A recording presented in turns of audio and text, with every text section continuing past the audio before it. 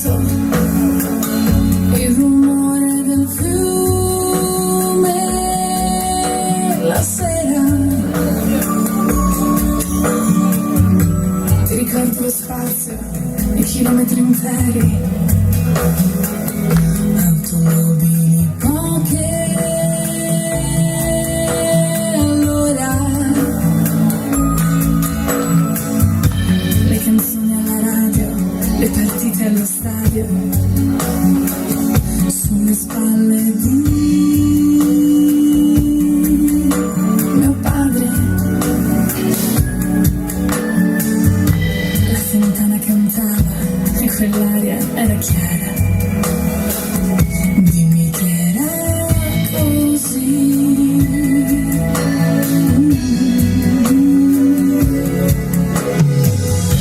C'era pure la giostra sotto casa nostra e la musica che suonava. Io bambino sognavo un vestito da sera con 3000 sottane, tu la donna che già lo portava. E c'era sempre un gran sole e la notte era bella come eri tu. E c'era pure la luna, molto meglio di adesso, molto più di così.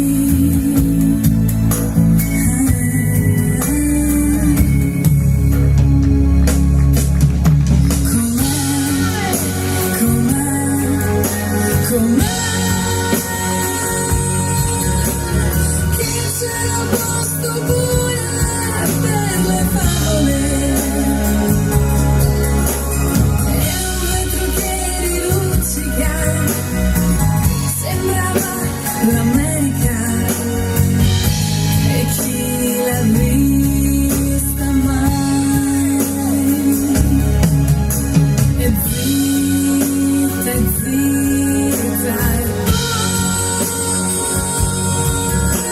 La nevicata del 56,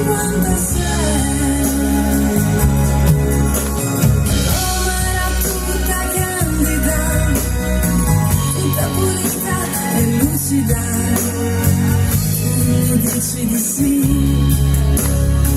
l'hai più vista così. Che tempi quelli, na na, na na, na na. La nevicata del 56, Roma era tutta candida, tutta pulita e lucida. Tu mi dici di sì, l'hai più vista così. Che tempi quelli, na na, na na, na na. La nevicata del 56, na na na na na. L'hai più vista così.